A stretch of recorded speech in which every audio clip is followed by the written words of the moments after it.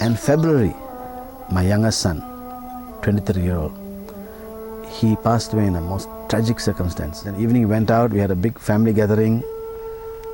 Next morning he came, as I'm going, about early morning I'm at prayers. And then suddenly early morning he just walked into my room after he had a bath, he came into my room, he joined me for my prayers.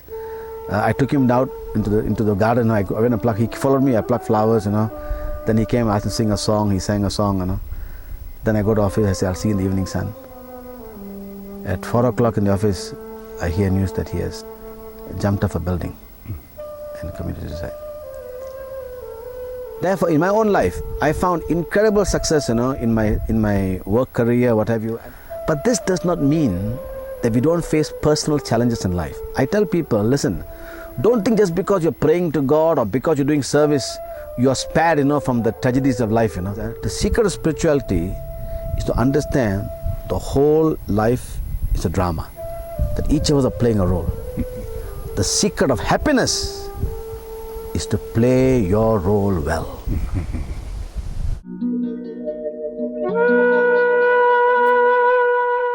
While devoted to holy man Sri Satya Sai Baba, Jegathesan of Kuala Lumpur, Malaysia, has suffered enormous tragedies. First, the loss of his wife, and then the loss of his son. Here, Jegathesan finds spiritual perspective for his life. Welcome to Souljourns. This interview was recorded in Grants Pass, Oregon, in July of 2004. Jaga, thank you very much for making yourself available on very short notice. And if I may be so bold, I would like to ask you right at the top to recount some of your own personal experiences of the last several years, of the last several months of tremendous personal loss in the shadow of Sai Baba, and how you have found your way through that darkness. Okay. I think, as I mentioned earlier today, as you know, I came from a background, I was born in a Hindu family, but became an atheist very early in life, an agnostic, and thinking that God is imagination, religion is just, opium for the people. And until then, Baba came to my life, and I was a strong anti-Sai Baba, and a miracle happened, and then I realized, hey, look, there's a force beyond science. And this force is a force that you can reach out to and will respond. It is then I went into Baba's teachings, and then I realized what Baba's message is to the world. He said, there's only one God for all mankind. You call him by different names. Number two, follow your religion. He says a Christian must become a better Christian. Hindu must become better Hindu. Buddhist better Buddhist. Number three, he says respect and revere all religions, because all come from the same one God. All ask you to do the same thing. Number four, he says, follow values in life. Follow values in your own life and try to promote these values in society, where values are now rapidly declining.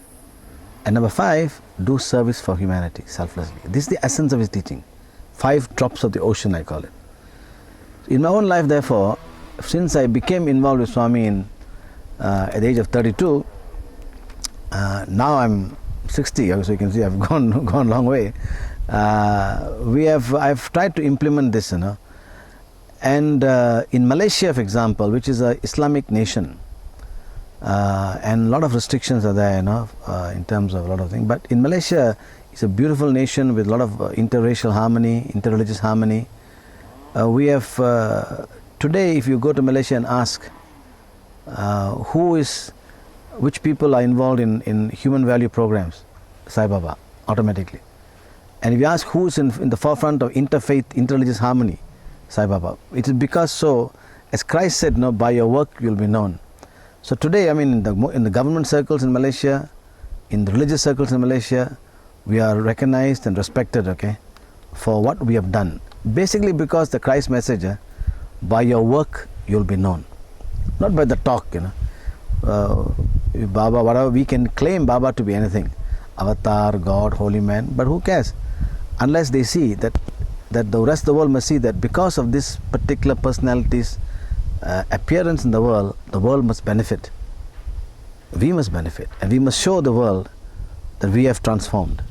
The greatest message Baba has done in my life is not the miracles, Baba has done, so much, in Malaysia. Around the world, you see in Malaysia, holy ash pouring from pictures, you see materialization taking place, far out of Baba's physical presence. But the greatest miracle is transformation of man, to transform very selfish individuals, to become caring and for the community, for the people that they're with. So, like this, my greatest challenges in life has been to try to implement, action programs, agenda of action in Malaysia and wherever, whoever wants to listen, okay? So, before I come to my personal, one of my greatest experiences is this, the fact that Malaysia is a Muslim country, we were able to break through many of the restrictions and suspicions of people by simply selfless service. We went down and served and served and served. And finally, people who were very suspicious initially, why you're doing this, began to say, hey, these guys are okay. I mean, they are doing very good work and helping everybody, and they're not having any personal agenda. That was the whole question of selfless service again. You see, today when I look around the world and I see many service going on by many Sai organizations, and I ask myself, what's happening? What are we doing now? And we do old folks home or soup kitchen or sandwiches. I said, look, the 1,000 other NGOs are doing the same thing. And how come we are doing the same thing? You mean the others are doing the same thing without an avatar, a God man coming and telling them to do? We need a God man to come and tell us to do the same thing others are doing? We must be doing something else. So what is why has he come? If we believe he's an avatar, a divine incarnation, why has he come? Then I realized the two things now in the world today that governments are unable to handle, that religious leaders are unable to handle. What is it? That needs a divine intervention. That is the decline of values, pervasive decline of values. And you see the everyday newspapers scream at us, on what's happening, promiscuity, youth misbehavior, drugs and sexuality, this and the other. And people are unable to handle this. And long before all this became major problem in the world, Baba has already talked about the human value program.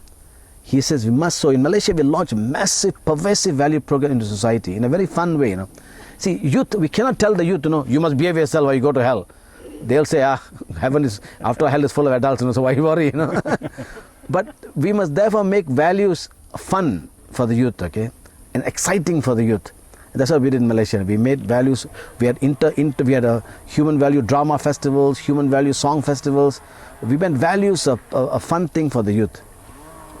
The other great challenge is, people weren't aware of this until September 11th, okay, 9/11, where we found for the first time in human civilization, religions are staring each other across oceans, in hostility and fear.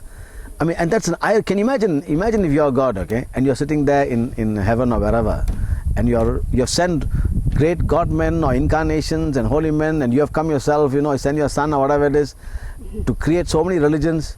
For what? To create peace and harmony. And suddenly you find that the very religions that you have sent, you've created through your messiahs or whatever is the cause of the greatest problem and fear in the world today. So if you're God, what do? Hey, I better come down and sort this out myself, okay? So Swami has manifested here, and he, don't forget, after September 11th, many groups got together, interfaith dialogues, as a reaction to a crisis. But here we are, Satsai organization is already an interfaith organization set up there by Swami to create interfaith unity. And Swami says unity is divinity. So we in Malaysia launched massive interfaith programs.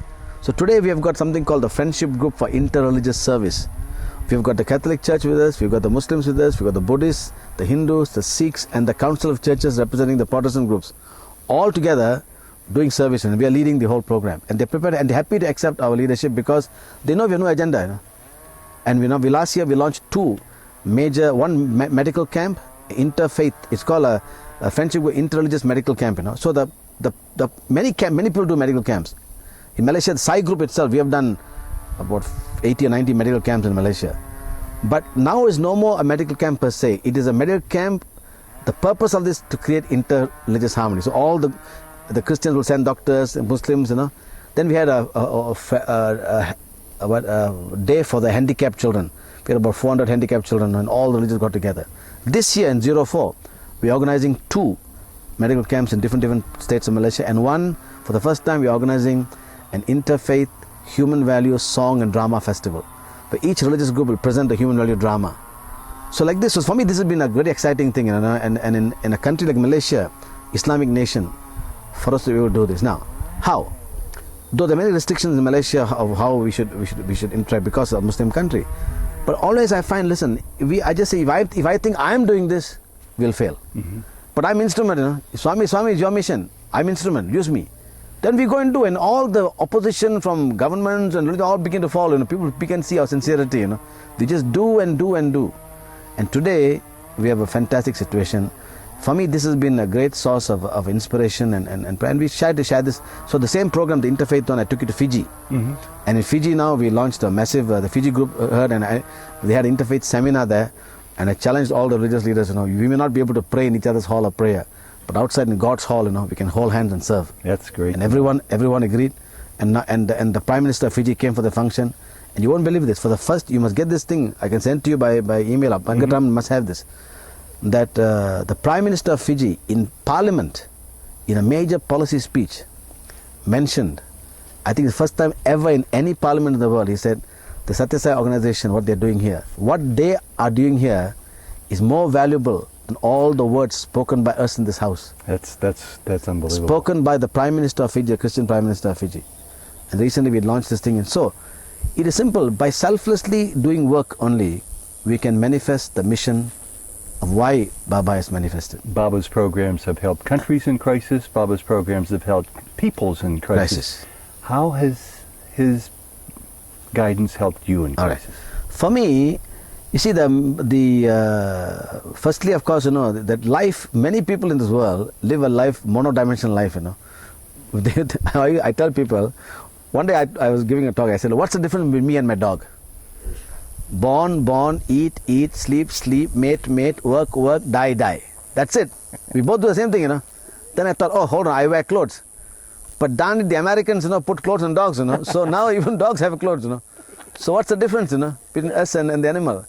That we have a capacity to care for others beyond our own realm, okay? So for me, this joy he has given me, incredible love around the world. Selfless people doing it. For me, this is the first main satisfaction. And I find there is a saying that Baba has said, very interesting here. This is all religions also. But in Hinduism, there's something called Nishkama Karma. That means selfless service. And it's called, that's some word called Yoga Shema. That means the voice of Divinity telling us, you dedicate yourself to me and I will look after you. Very interesting, eh? Now, no matter what the test. Right. This is a very interesting thing. Now, therefore, in my own life, I found incredible success, in my work career, what have you, and I spend a lot of my free time, in a lot of social work. Okay? Yet my career-wise, it's been a fantastic, and many other people in Malaysia have experienced this. Okay, but this does not mean that we don't face personal challenges in life. I tell people, listen, don't think just because you're praying to God or because you're doing service, you are spared, from the tragedies of life, Look at Christ. Are you greater than Christ? Christ suffered. Look at how he suffered, my God, Look at what happened to Buddha. What happened to Ramakrishna Paramahamsa. Every great saint or holy man, went through. Look at Gandhi. What happened to him? But what is the lesson we learn from them? Is that come what may, the concept of your will be done, not mine. This is the great thing, That means the greatest lesson spirituality teaches us, every religion, is you cannot stop the hurricane of life, because we created it by last count. We do something negative and we are caught in the hurricane. It's going us round and round, and we're saying, God, please stop this hurricane, stop the hurricane. And God will reply, my son, why should I? You created it. You created your problem. Why should you created it? I can't. Then why should I pray to you? Why should I do all this? Why should I follow your teachings? My son, why? Because it teaches you how to stand in the eye of the hurricane. This is the greatest challenge. One thing Baba said is, the measure of my devotee is success or failure, victory or defeat, happiness or joy.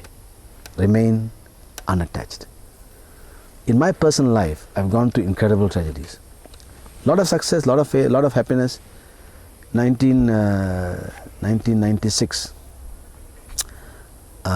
We were there at Baba's in Whitefield in Puttaparthi for the birthday celebrations.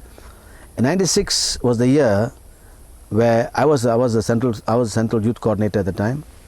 I was central coordinator of my region in Asia region at the time, and I was given two great challenges that perhaps no other central coordinator was given. In November, when I left, November 25th, when I left Prashanthi Nilayam, I took with me two challenges. Number one, to organize in February next year, 97, the first ever Chinese New Year celebration in Puttaparthi, and in July, the first ever World Youth Conference. So two major responsibilities were given, and I was wondering how to do it. And I leave Prashanthi Nilayam on 25th with the huge two challenges. As I reach Madras airport, I receive a telephone call from the agency there. My daughter's on the line, and she says, "Papa, Amma passed away." Your wife? Yeah, my wife passed away. Friends, I mean, this was unreal, because my wife was the healthiest person in the world. I've never known her ill for just even one day. And you talked about your huge love for her. I tell you, I had tremendous love for my wife. Okay, it was incredible. And I was stunned. In the listening to this, and I didn't know what to say. If anybody else, telling this, I would have said, "What nonsense you're talking," But my daughter was telling this. Anyway, I got on board the flight, and you won't believe, it's unreal. Now, as I'm flying, and I'm thinking to myself, "No, okay, this is a dream. I'm dreaming this. I'm going to sleep now. I'm going to go back to sleep now, and I sleep, and I'm going to get up. I'll be back in Prashanthi, and everything is a dream." You won't believe, 3 times, during the flight, I tried to go back to sleep, desperately hoping that this is a dream I'm going through, nightmare I'm going through. I will get up, And it was after the 3rd time I realized that it is real. I was going away of my mind, I thought. And then I thought to myself, okay, I'm going to talk a bit like a madman, okay, but you judge me what I am, okay. And as I thought, okay, Swami, listen, all right, I'm praying, I'm thinking now, they must not embalm the body. If they don't embalm the, I'll bring her back. I said, if there are so many stories, of Christ and many Indians, about the great Indian saints that brought dead back to life, and Swami can do it, okay. So I'm going to, but if they don't embalm the body, I'll bring it back. I'm going to cry to God and bring all the angels down and bring her back. So I still remember when I got down in KL, and I went out into the and my uncles all were standing there, and the first question I asked them, "Have you embalmed the body?" They said, "Yes, I caught them, but how crazy it was." Anyway, I went to the house, and my wife was lying in state, and I cried. I cried and cried and cried, and now by the time I reached, there's already about more than 12 hours, and so all of the others have already got over their tears. My children got over their tears. Now they're all trying to support me, and I know I should not cry. I'm supposed to be a spiritual leader there, and now people are crying because I'm crying. I'm fighting this, and I'm fighting. No, I mustn't cry. Jega, you're a spiritual leader. Show strength. But the more I'm fighting, the more I'm crying. And then my heart began to pain.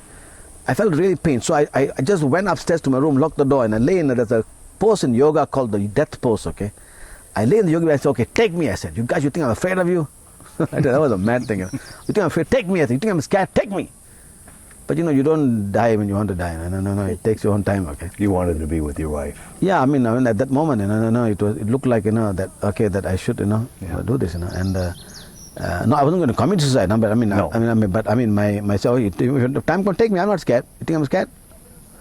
Anyway, then I came down again. I knew I was going to, I just couldn't help me. I'm just crying, and what saved me was, this is where Baba came to my rescue. What saved me was, I heard a voice as clear as I hear your voice. The voice said like this, "Hey, listen, hey, who are you not to cry?" This voice so loud, I couldn't believe this. "Who are you not to cry?" He said, the voice said, using my own tradition, it said, "Hey, who are you not to cry? When Sita was captured, Rama cried. When Lakshmana was wounded, Rama cried. When Abhimanyu, Arjuna was a great warrior in the Mahabharata. When Abhimanyu was killed, Arjuna cried. Who are you not to cry? Cry, but don't forget your dharma, your duty." Then I let go. I stopped fighting it again. For 2 days, I didn't have so much tears in my eyes. I cried. Now, then what happened was, see, this is the love of the Sai family, devotion. People are stunned around the world. Okay, they flew in from Japan, they flew in from Singapore, Hong Kong. They flew in. Now, when I was traveling from Prashanthi to Chennai airport, before I heard about, thinking of this the responsibility I've got to organize the first ever Chinese New Year program, I knew I had to get together people from Singapore, Hong Kong, Japan, all together as a task force together, you see, to bring them together to organize this Chinese New Year program. So, but then the next day, my wife's body was cremated. And coming back from the crematorium, and I realized that, oh my God, all the people I need to organize Chinese New Year program, this is November 26th, on February, are there in KL. Brother, that evening at 6 p.m., I'm crying, and I held the first Chinese New Year meeting. You know. People are stunned. They said, Jega, don't do this. I said, no, listen. If one person's tragedy can hold back or delay a program greater than all of us, you know, because all my life, many years I'm thinking of having this Chinese New Year program in Prashanthi, because I wanted the Chinese to feel that Baba is theirs also, you know. I told him, if one person's tragedy can hold back or delay a program, because we haven't got time, it's only about December and January, I got two months, you know. Then what is the use of spirituality? I said, let's have this meeting, I said. So can you imagine, it was the most incredible meeting, because I look back and I remember I was crying, everybody was crying and taking notes, you know, but then I told them, now I assigned them various duties to do, the different countries, you do this. Then I said, now leave me alone for 1 month, you know, because we got a 1 month. At that 1 month, I'm not supposed to go to bhajans or in temple or whatever. We've got 1 month morning period. We have prayers every day in the house, okay, for the departed one. Then, so that was the chant. Then what happened was, this was the big drama of Swami. Around about the 15th day after that, I decided, we took some ashes, you know, from my wife and went to Prashanthi. Now, this is the incredible drama of Swami's omniscience. The world must know this, okay. You see, whenever I've heard of many stories, you know, of people dying, passing, and then when the loved ones go to Swami will tell, yes, he's with me, you know, I was there, all this, okay. So when I went there, I knew I was quite expecting that Swami would say all this, okay. So I went there. I mean, and a lot of things happened. I won't go into details there, but finally Swami called me and my family in, and as I went into the room, and I was about to cry, you know, and because, I mean, seeing my father, you know, after my loss, hey, Jagadish, he said, don't cry. Where's your spirituality? He said. What a question to ask me. Then he asked me, who was wife before marriage? I told him, who was mother before you were born? How many mothers have you had in your lifetimes? How many wives you've had lifetime? Don't cry. Then he metallized a lot of things, you know, for my children. He gave them rings, he gave them pendants, and, you know, he metallized the ring for me and what have you. And I knew what he was doing. He was trying to comfort us again. Then he called us inside for the inner, you know, and that is when the most dramatic thing took place. Don't forget, I'm expecting him to say she was with me and what have you, okay? This is all I'm expecting. And then Swami says, Jagadish, you know how your wife used to pray to me? She'll pray, Swami, I want to merge with you, I want to merge with you, I want to merge with you. Her time came. Now, this is very interesting about this. Swami has said, the moment we are born, every human being is born, the date of departure is fixed, except that's invisible to us. He says, not your doctor, your medical science, nothing can change the date. So I want to understand that. So for me, now for the children now, by the way, I must tell you, when my wife passed away, my children found her, okay.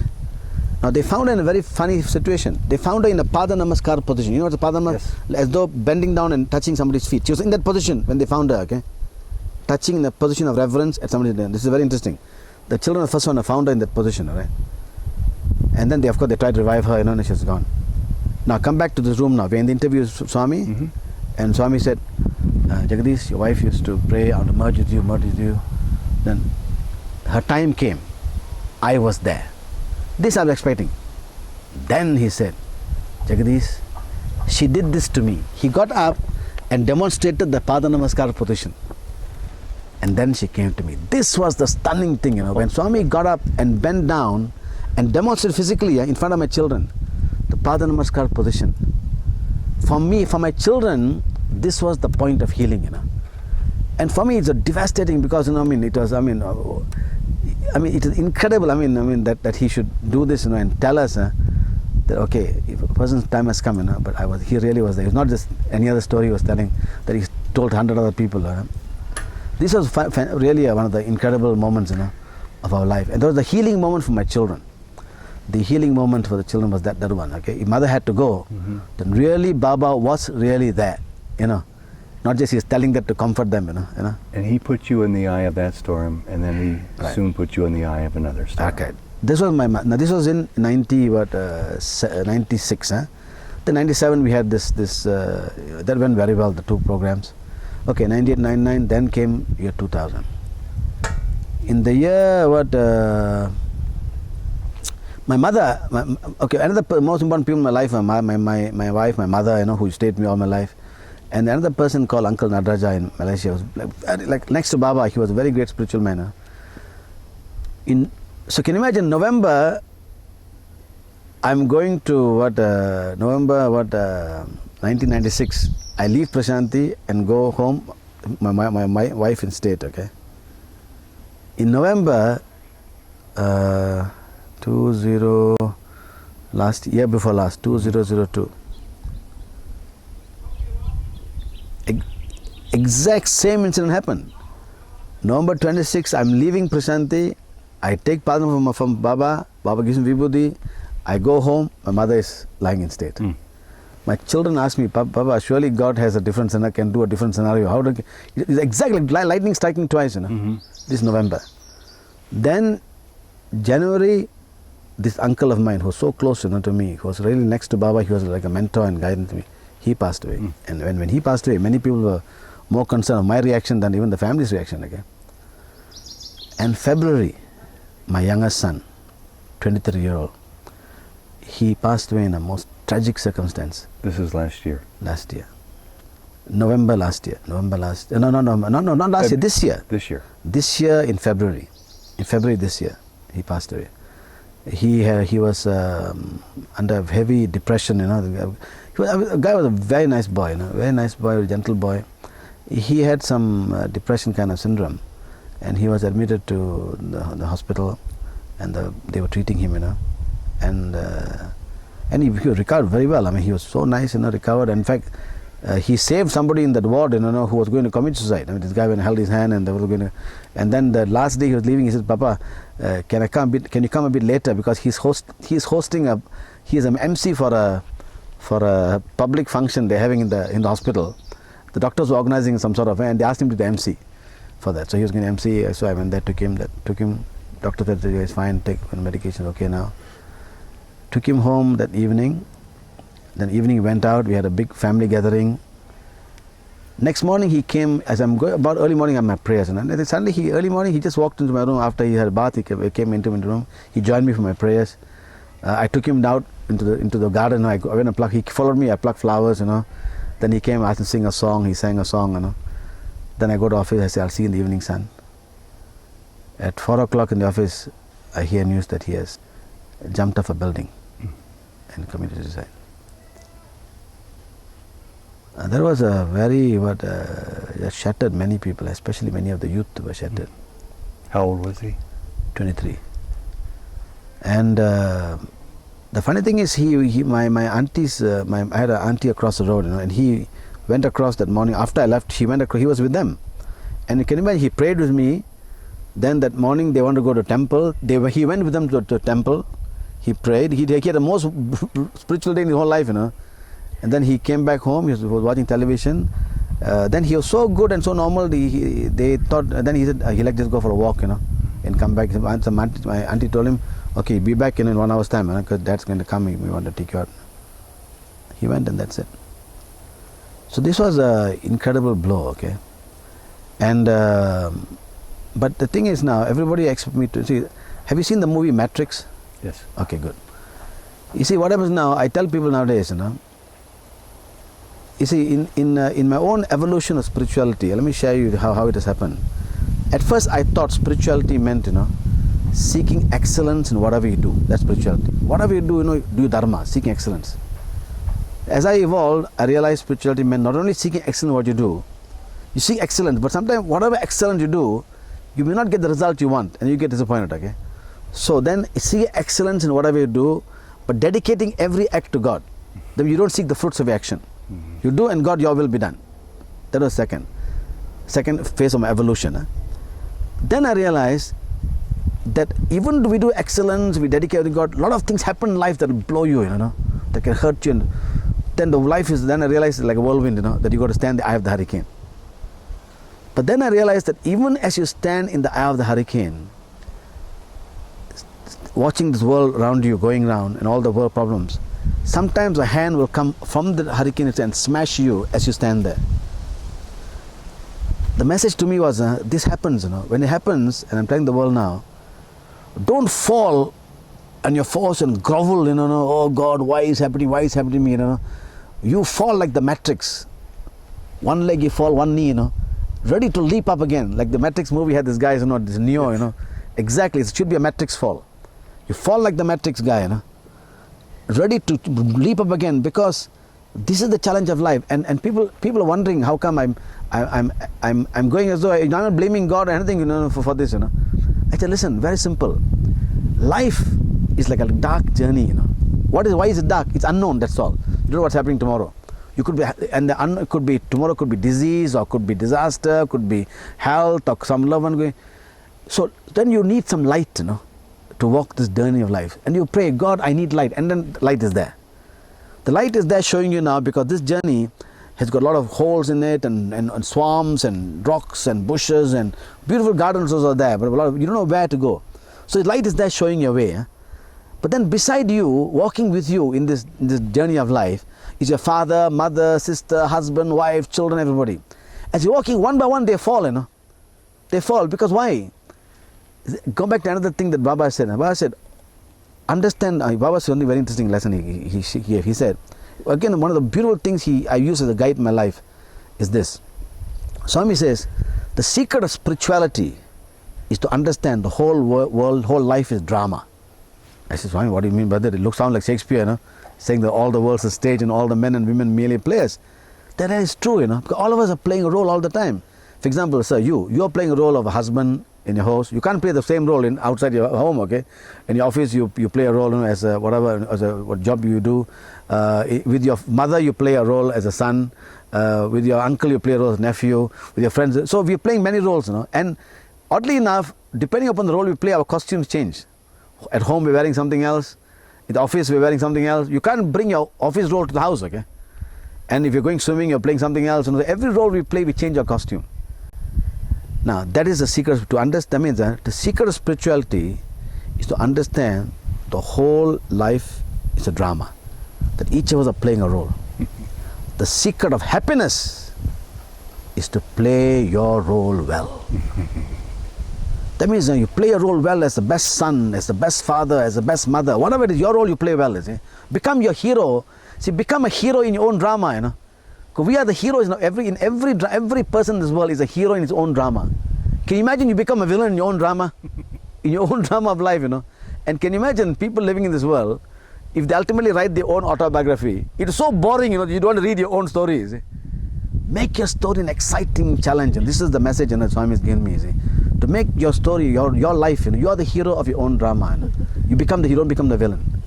So this particular lesson, the secret of spirituality is to understand the whole life is drama. The secret of happiness, play your role well. So likewise now in this particular drama of life, in a stage like Romeo and Juliet, you like that role of a guy called Tybalt, for example. Tybalt, one of the Now suddenly Tybalt, halfway through the drama, Tybalt gets killed. Brilliant actor, beautiful guy.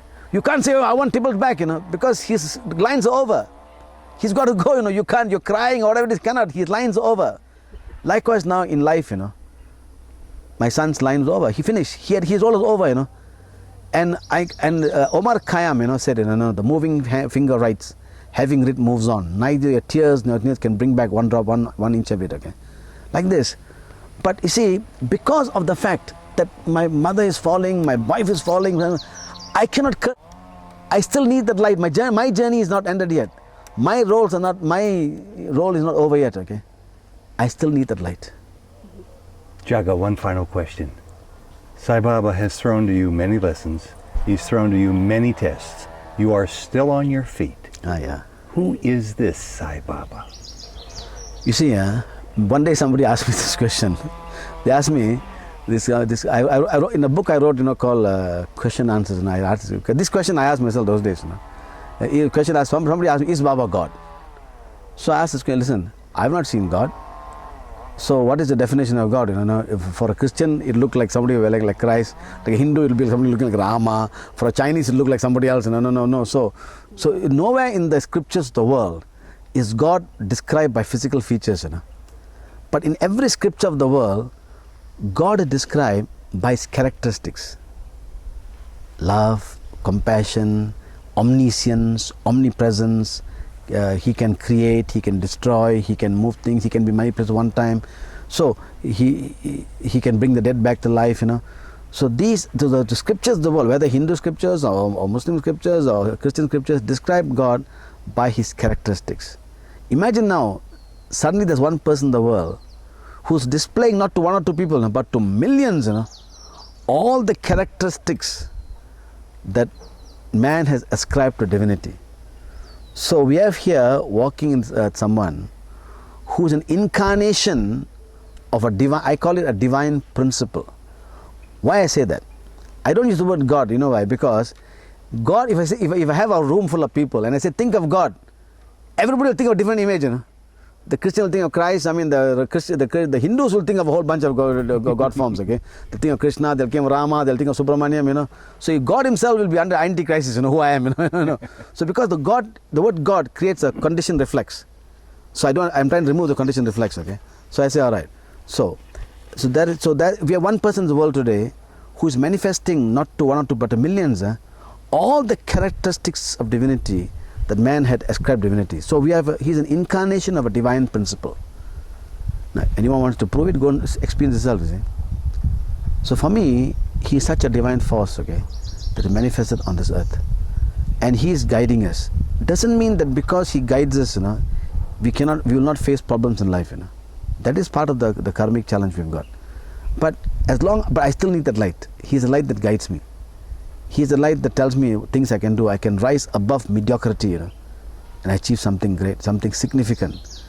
And the basic, ultimately, dear brother, what is it now man seeks in life? Two things. In Sanskrit, it's called sukha and shanti, peace and happiness and contentment. And is this light accessible to everyone? Yes, the light is accessible to everybody, except that it's like H2O. Water is accessible to everybody, but now you must know where to dig for the water. You can't say water, I want water, and water is not going to come, okay? Either you're a scientist who brings two parts of hydrogen, one part of oxygen together, you get water, or you dig a hole, you get water, or you go seeking for a river to get water, is it? Likewise, the same divine water, this is nectar, but people must search for this. Where is the formula for searching for this? In the scriptures, it's in the Bible, it's in the Quran, it's in the Dhammapada. And then is it the other different thing? No, you look at this now. I mean, the way we pray, a person prays, the way the people pray in a church is different from how they pray in a mosque. The words they say may be different, the language is different, it's different from how they say in a temple.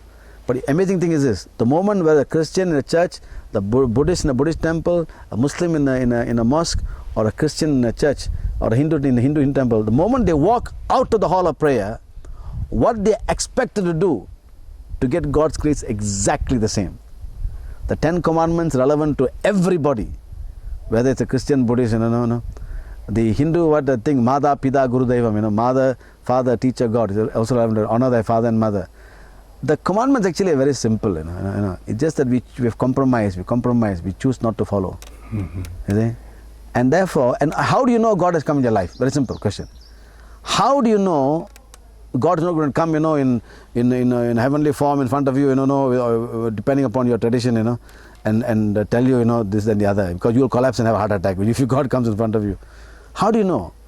For me, is the peace and contentment that you have in life, Come what may, hey, God, you're with me. And you must become manifestation. If you believe that God is love, you must become manifestation of love. If you become God is peace, you must become manifestation of peace.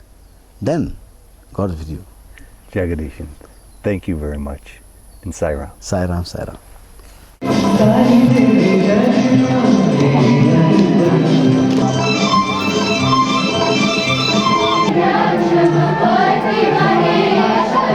Thank you.